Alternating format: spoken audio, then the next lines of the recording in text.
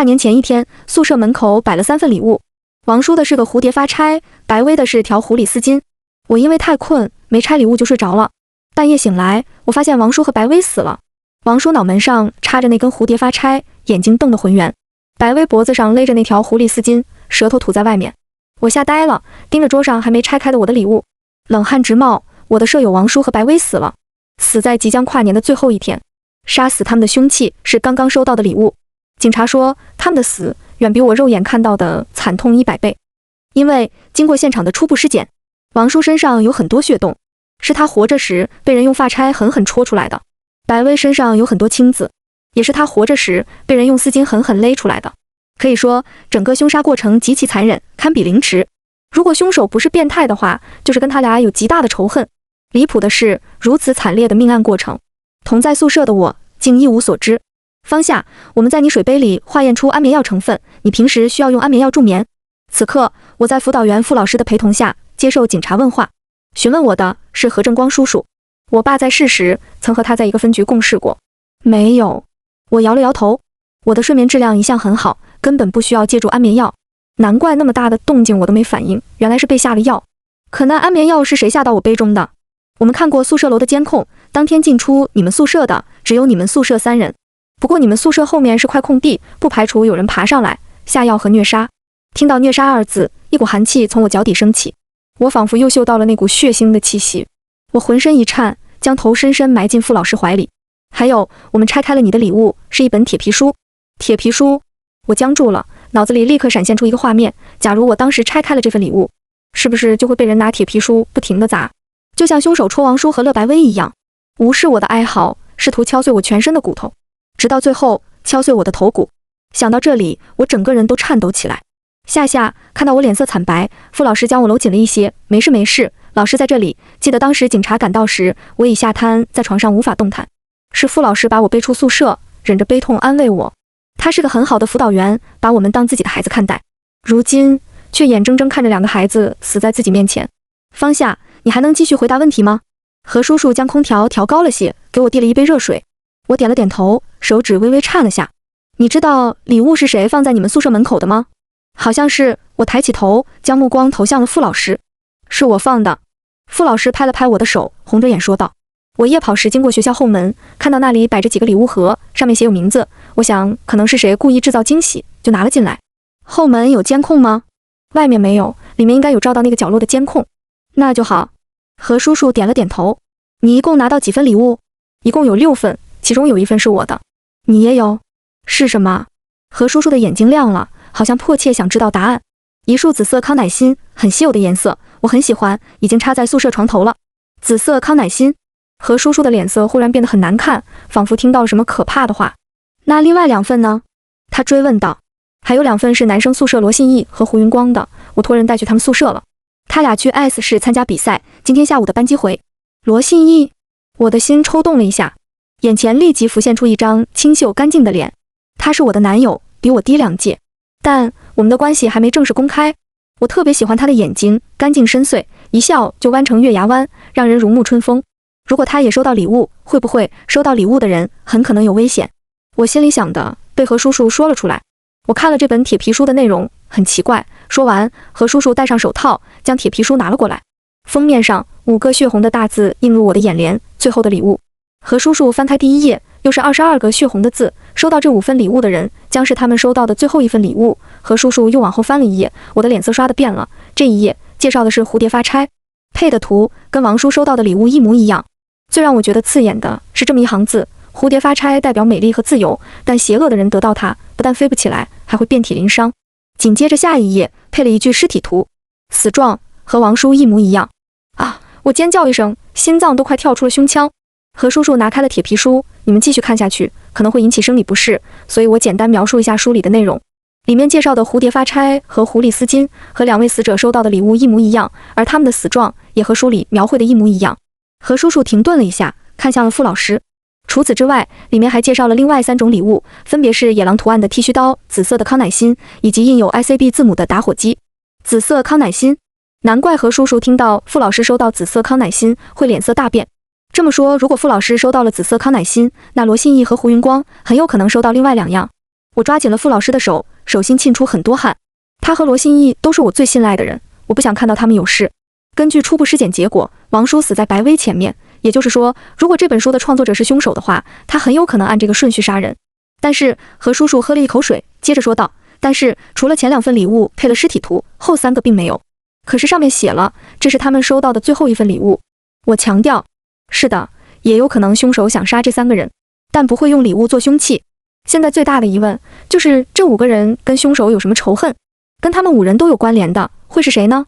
何叔叔的提问给了我当头一棒。如果说跟他们5人都有关联，我唯一想到的人是我。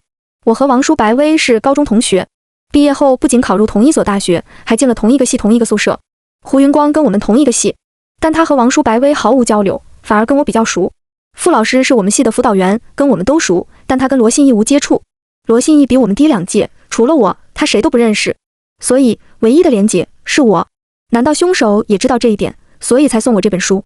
好了，方夏，我们差不多要去机场接人了，你们和我同事一起去男生宿舍拆礼物，确定谁收到野狼剃须刀。何叔叔看了看表，打断了我的思路。好的，何叔叔，你跟你爸爸一样冷静，叔叔相信你接下来会跟我们很好的合作。何叔叔拍了拍我的肩，给了我面对的勇气。回宿舍的路上，我的手心一路沁着汗。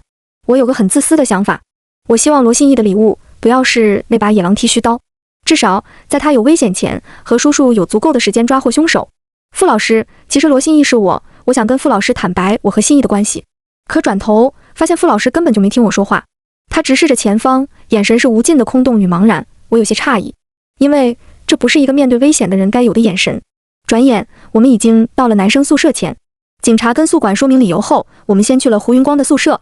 那份写着胡云光名字的礼物就摆在桌子上。当警察拿起来时，我的心跳没来由地加快了。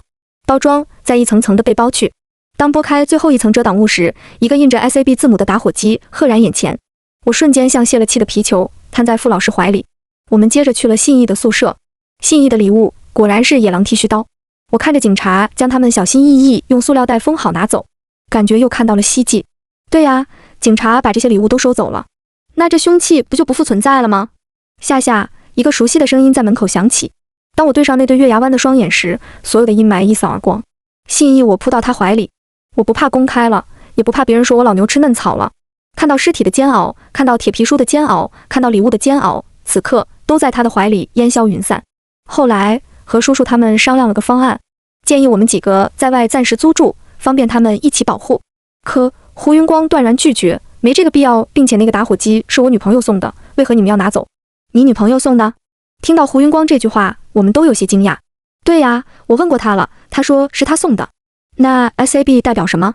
他很早就说要送我一个有纪念意义的打火机。SAB 的意思是 Super and Brownie， 意思是我是他心中最好和最强壮的男友。说完，胡云光还自豪地秀了秀肌肉。我看到何叔叔陷入了沉思中。就在这时，他的手机响了。外出接完电话回来，他眉头的川字更明显了。何叔叔，我走到他身边，担忧地叫了一声。何叔叔对我点了点头，示意我跟他去到门外。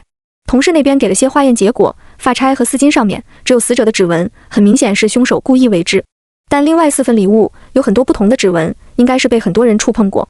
还有6份礼物包装盒上的字迹出自不同人之手，并且我们根据监控找到了一个叫宏宇的12岁男孩，是他将所有礼物从后门塞进来的。他说康乃馨是他送给傅老师的跨年礼物，因为傅老师长期资助他。而另外5份礼物是一个小孩给他的，说是几个姐姐想给同学们惊喜，让他一起带去。至于小孩的模样，他说包得严严实实，看不清。听何叔叔讲完这些，我愣住了。难道所谓的杀人预告是子虚乌有？所以能不能把我女朋友送的礼物还给我？胡云光忽然出现在我们身后，想必他偷听了很久。其实王叔和白薇的死，我想我知道凶手是谁。什么？我和何叔叔不约而同地叫出了声。有天晚上，我跟女朋友从酒吧出来，碰到了王叔和白薇。他们可能喝了点酒，被2个有纹身的男人纠缠，那2男人还当众扯他们衣服都快扯烂了呢。我本想去帮忙，但被女朋友拉住，让我不要管闲事。不一会儿，我就看到王叔拿啤酒瓶砸破了其中一个男人的头。他们逃跑，另外一个去追，结果摔趴在地，裆部刚好对上破碎的啤酒瓶。后来那2男人就在地上哀嚎痛骂，说知道他们在哪个学校，一定会让他们死得很难看。胡云光说的的确是一个重要线索。何叔叔他们很快就找到了那2个男人，通过窗台的脚印和指纹比对，确实有2个男人的印记。他们也承认，事发当晚他们确实有爬窗上去，因为那次的意外对裆部划伤的男人伤害极大，所以他们执意要报复。只是那晚他们刚刚爬窗翻进去，就看见了王叔和白薇的死状，吓得仓皇而逃。何叔叔，那你觉得他们是凶手吗？从何叔叔口中得知这些后，我问道。你觉得呢？何叔叔盯着我反问道。其实我们都觉得还有很多疑团没解开。果然，3天后又一宗凶案发生了，死的是胡云光。胡云光死得很惨，就连见惯了尸体的警察都倒吸了一口凉气。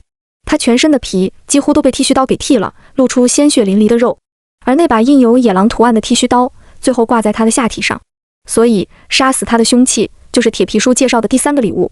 可按书里的逻辑，杀死他的不该是打火机吗？怎么换剃须刀了？跟我说说昨晚发生的事吧。胡云光的丧生现场有5个人，我、信义、傅老师、胡云光的女友菲菲，还有那个叫宏宇的12岁男孩。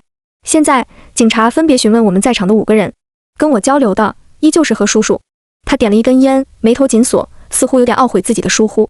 我们2对情侣还有傅老师和雨雨决定趁着天气好一起出外露营，舒缓下紧张情绪。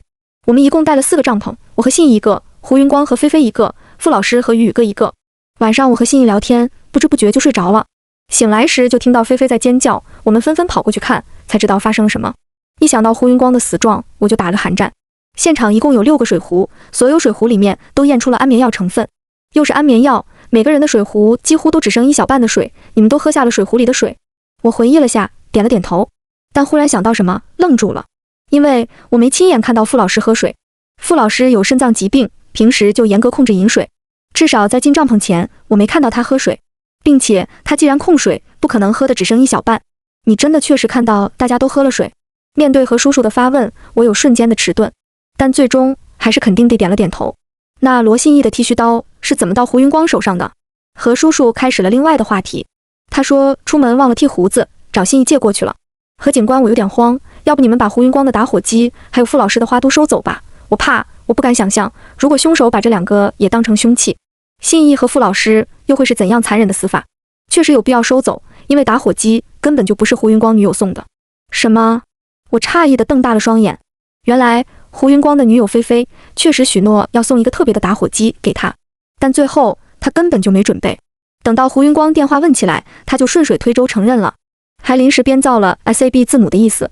他的目的是想得到胡云光更贵重的回礼，但也是因为他的谎话，间接葬送了胡云光一条命。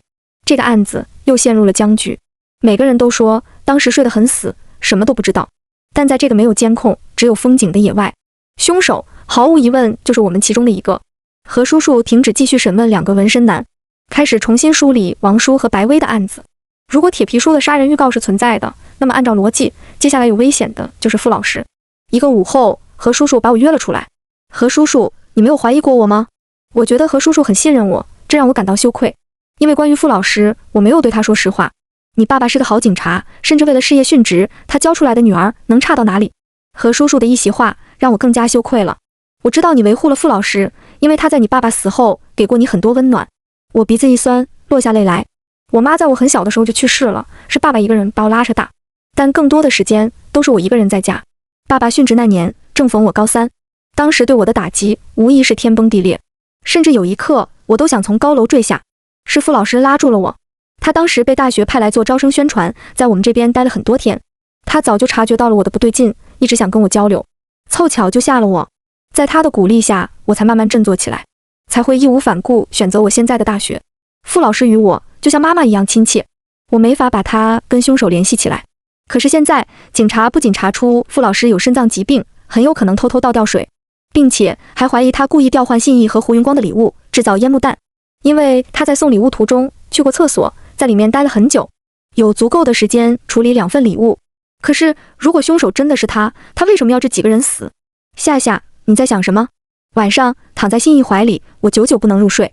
自从胡云光的命案发生后，我和信义在外租了房子，我怕他有事，希望每分每秒都跟他在一起。除了傅老师外，信义也是我生命中的一道光，无论遇到什么困难，他都是那么乐观，带给我的全是阳光，毫无阴霾。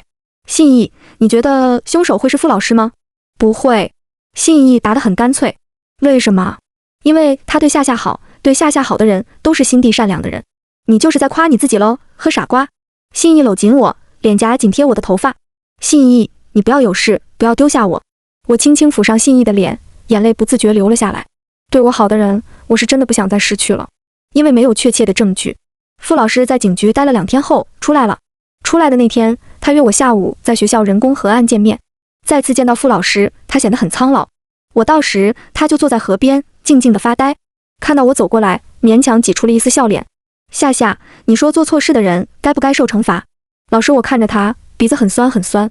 我有一个女儿，她去年死了，跳河自尽，我才知道她一直在遭受霸凌。所以，霸凌过别人的人都会以各种形式遭到报应，对吗？我不太明白傅老师说的意思，但好像他既是在跟我讲自己的故事，又是在跟我透露什么真相。没什么，我就是感慨一下，信义他是个好孩子，我希望你们幸福。傅老师他到底在说什么？他在暗示他是凶手，是他杀死了那些霸凌过自己女儿的人。可是他为什么又强调信义是个好孩子？杀人预告书里面也暗示了信义是目标之一。这一切到底是怎么回事？我头痛欲裂。而傅老师已经慢慢走远，我坐在河边沉思很久后，给信义打了个电话，可是一直都没有人接。我心里升起一股不好的预感，一边给何叔叔电话，一边往出租屋赶。可出租屋里只有信义的手机在，他的人已不知所踪。我在周围发了疯似的找他，最后在一条河边看到围了很多人。走近后，我腿一软，跪倒在地。河岸边有个被烧得黑漆漆的人，直挺挺地躺着，他身上还有一些零星的火星，旁人正用河水浇灭。离尸体不远有一枚闪闪发光的戒指，那是情人节那天我和信义一起买的情侣戒指。太惨了，被人泼了汽油烧成这样。是啊，好大股汽油味，我们来时他还能动呢，可惜啊，水都浇不灭。什么人啊，这么残忍？河边的人议论纷纷，我的余光却瞟到了躲在树后的一个身影，是傅老师。此刻他正捧着那束已经枯萎的紫色康乃馨，跪在地上，眼里噙泪。傅老师，你不是说信义是个好孩子，还祝我们幸福吗？我泪流满面，声嘶力竭地质问他：是你杀了信义吗？是你杀了他们为你女儿报仇吗？你是不是杀错人了？信义怎么可能会霸凌别人？他那么善良，怎么可能？可是傅老师不回答我，他只是跪在地上拼命摇头。接下来的一幕把我吓呆了，他竟撕下那些已经枯萎的花瓣，将它们一点点塞进鼻子，直到把鼻子填满。然后他瞪大双眼，死死闭着嘴。不到一会儿，脸部开始变得酱紫。傅老师，你在做什么？我看不下去了，奔过去拼命捏他的嘴巴，直到把他的嘴巴掰开。然后我开始去抠他鼻子里的花瓣。尽管我认为他是凶手，充满愤恨，但要一个人以如此惨烈的方式死在我面前，我也于心不忍。经过我的一番拯救，傅老师终于缓过气来。夏夏，凶手不是傅老师。何叔叔的声音在我身后响起，我浑身一震。罗信义是自杀的。什么？我再次震惊了。所有的答案都在他写的这2封遗书里。何叔叔将2个信封递到我手里，一封遗书是写给你的，还有一封是他交代的杀人过程。2个信封发出一股清香，是我最爱的茉莉花香。信义曾经跟我许诺过，如果我们有一天走进结婚礼堂，他会让茉莉花铺满整个礼堂，让我做幸福的茉莉花新娘。可是他食言了，永远永远的食言了。信义的遗书1：亲爱的夏夏，当你看到这封信的时候，我已经引火自焚了，因为我早就策划好了我们6个人的死亡方式。王叔被蝴蝶发钗戳死，确定白薇被狐狸丝巾勒死，确定胡云光被野狼剃须刀刮死，确定傅老师被紫色康乃馨窒息死，待定我被 SAB 打火机焚烧死，确定而你死亡预告书的拥有者将会承担我们所有人死的责任，作为凶手被枪毙。待定，你一定很好奇，为什么我要在你和傅老师后面标注待定，而最后标注待定的确实都没事。因为算了，我还是一切从头说起吧。其实我有一个姐姐，她小名叫露露，在我5岁那年，她被人贩子拐走了，而这全都因为我。那天妈妈带我们上街，我吵着要吃糖葫芦，妈妈说我虫牙多不肯买，我就一路哭。7岁的姐姐心疼我，说她手里有1块钱，偷偷回去帮我买。她这一去，我就再也没有见到她。她失踪后，爸妈疯了一般的找她，一找就是近10年，直到落下一身病，直到双双抑郁而终。他们临死前的唯一心愿，就是希望我找到姐姐，姐弟团聚。我也想啊，我永远记得她转身离开时蹦蹦跳跳的身影，2个羊角辫一翘一翘的，那是姐姐留给我的最后印象。那天后，我再也不吃糖葫芦了。无数个午夜梦回时，我都会惊醒，狠狠抽自己的脸。如果不是因为我贪吃，就不会失去姐姐。父母死后，我随叔叔去了另外一个城市，顺利考上重点高中。一天，我在学校外面夜跑，看到一个女人坐在地上哭，她穿着很旧的衣服，头发凌乱，她哭得实在伤心，我忍不住停下了脚步。可是，一靠近她，我就闻到一股恶臭，我急忙捂住鼻子，对上了她受伤的眼。就那么一瞬间，我呆住了，因为她的眼睛跟我好像都是那种月牙弯弯的形状。对不起，我也不想的。她知道自己熏到我，挪开一点，不好意思跟我道歉。我鬼使神差地坐到她身边，竟慢慢接受了她身上的味道。接着，她找我要书看，还跟我讲了很多。她说她小时候脑袋受过伤，记不清以前的事，甚至都不知道父母是谁。她只记得自己在一户人家做童养媳，那户人家对她不错，还让她去乡村学校读书。可天有不测风云，那户人家的儿子出意外死了，他们家有女儿，留着她也没用，又将她卖了出去。卖的那户人家不好，总是打她，她逃了出来。后来就过上了流浪的生活。她睡过大街，捡过垃圾，因为卫生环境差，又汗腺阻塞，所以落下了严重的狐臭。现在她落地在这个地方，租了个便宜房子，以捡垃圾为生。平时最喜欢做的事就是看着学校来来去去的学生，幻想自己也是其中一员。我一直看着她说话，越看越觉得熟悉。趁她不注意，我拔下了她的几根头发，还拿走了她喝水的杯子。我要验一下，她会不会就是我苦苦寻找多年的姐姐。在等待结果的过程中，我每天下晚自习都会去找她，帮她收集瓶瓶罐罐，还给她买了很多书。她很开心，说遇到我的那天，她本来准备寻死，因为天天被欺负，还被一个流浪汉摸遍全身，她觉得人生一点意义都没有。可是碰到我，她打消了这个念头。她还说，如果今年赚到钱，要买3份新年礼物犒劳自己。我问她准备买什么，她说喜欢有蝴蝶和狐狸装饰的礼物，还有紫色的花。她希望自己像蝴蝶一样美丽自由，像狐狸一样娇俏妩媚，像紫色的花一样高贵。我说她的3份礼物由我来送，现在就送。她很开心，还坚决要回送我2样礼物。她不知道买什么，就说选男人必备的剃须刀和打火机吧。我笑了，她不知道我根本不抽烟，但我还是欣然答应。亲缘鉴定结果出来的那天，刚好学校体育节，很多没参加比赛的都出来自由活动了。我买了3份礼物送给她，蝴蝶发钗、狐狸丝巾和紫色康乃馨。她高兴得像个孩子般跳了起来，并信誓旦旦地说年底一定要存到钱送礼物给我。就在这时，我的电话响了，那边告知我亲缘鉴定结果出来了。我马不停蹄赶了过去，拿结果时又等了许久。看到结果的那一刻，我哭得不能自已。她真的是我姐姐，是我苦苦寻找多年的姐姐。如果她没有被拐走，她真的可以像蝴蝶一样美丽自由，像狐狸一样娇俏妩媚，像紫色的花一样高贵大方。我要马上把这个结果告诉她，我一定要好好读书，考上个好大学，赚好多钱，让她过上好日子。可我回去后，在出租屋里找不到她，她常去的捡垃圾的地方也找不到她。最后在河边，我看到了她衣衫不整的冰冷的尸体。我疯了一般的问围观的人是怎么回事，他们说我姐姐是自己走进河里的。可是姐姐为什么要自杀？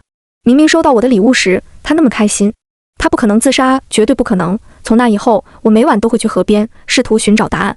直到姐姐头七那晚，我看到了傅老师，他在河边一边烧纸，一边忏悔：“哎，姑娘，对不起，都怪我盲目相信人，害你意外身亡。”什么？我姐姐不是自杀，是意外身亡？我将身子埋在暗处，竖起了耳朵。最后，终于明白姐姐死的那天发生了什么。傅老师作为大学代表来我们学校做招生宣传期间，王叔和白薇为了讨好他，决定一人送一个礼物给他。王叔买了蝴蝶发钗，白薇买了狐狸丝巾。这2款礼物恰好跟我送给姐姐的一样，可是他们在嬉笑打闹中不小心将礼物掉进了下水道。2人极其懊恼，正好碰上了带着发钗和丝巾的姐姐，不甘心花费的钱打水漂，他俩计上心来。你为什么偷我们的蝴蝶发钗和狐狸丝巾？他们质问我姐姐，还从我姐姐身上夺下礼物，最后捂着鼻子跑开。我姐姐疯了一般的追他们，一直追到河边。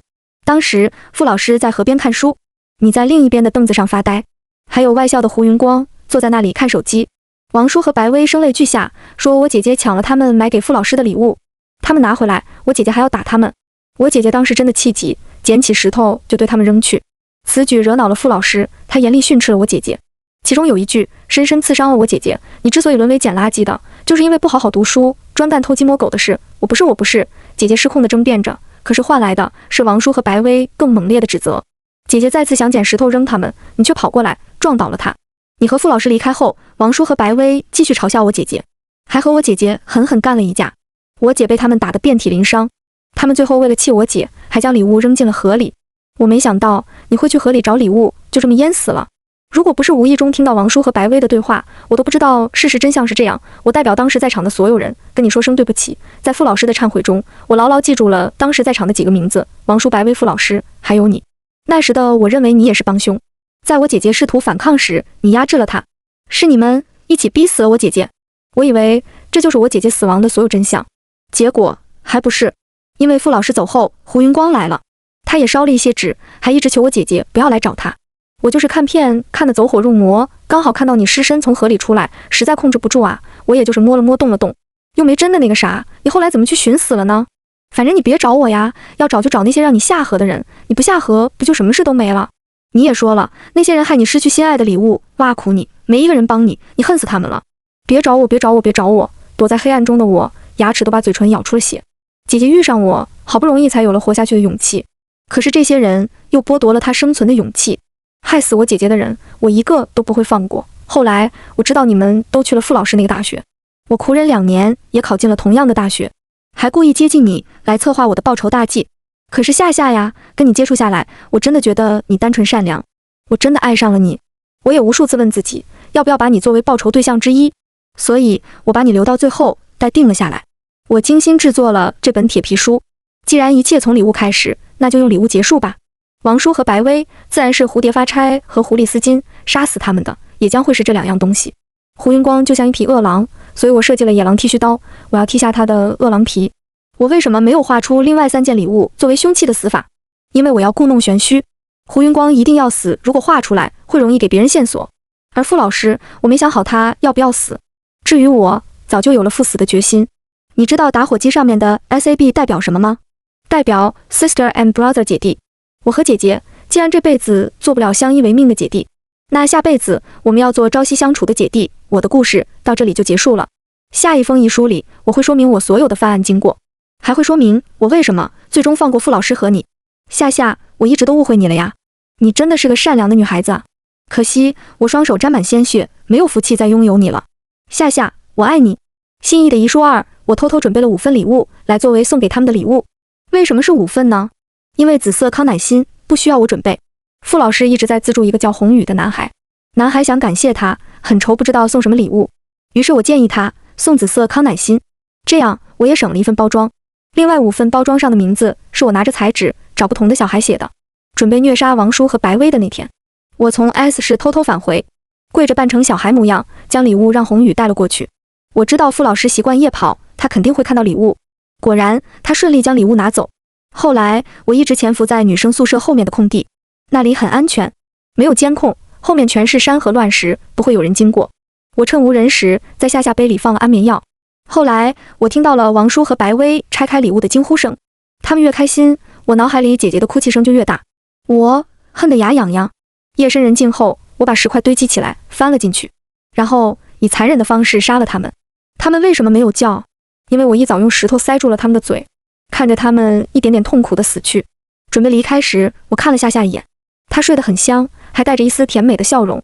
后来我又悄悄返回了 S 市，跟胡云光一起回到学校。知道拥有杀人预告书的夏夏没有遭到任何怀疑后，我竟有一丝解脱。也许我的内心从来都不想伤害他。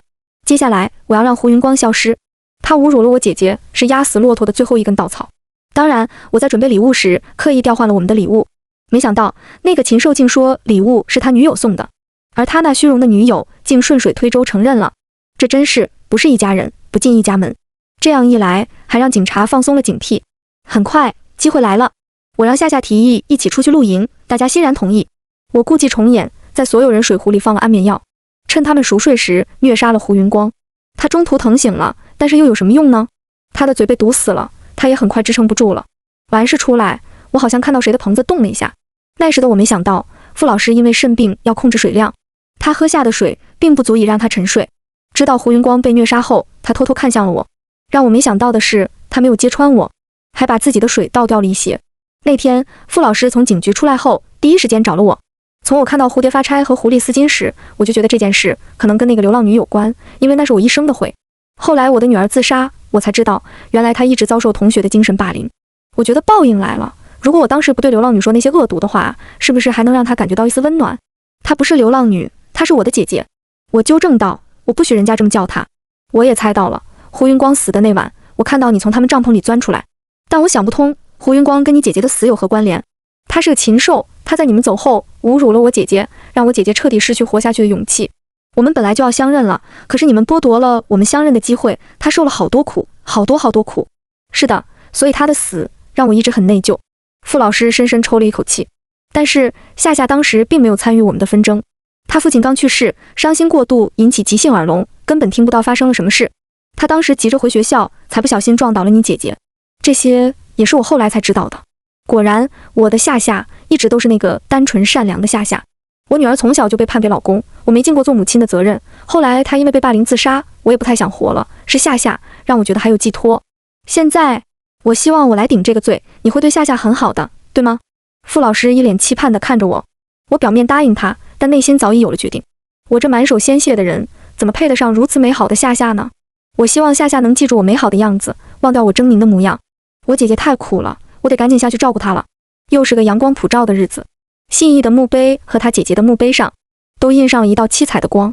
我知道这是信义在告诉我，他和姐姐在那边的生活多姿多彩，我也应该丢掉所有阴霾，去迎接多彩的人生。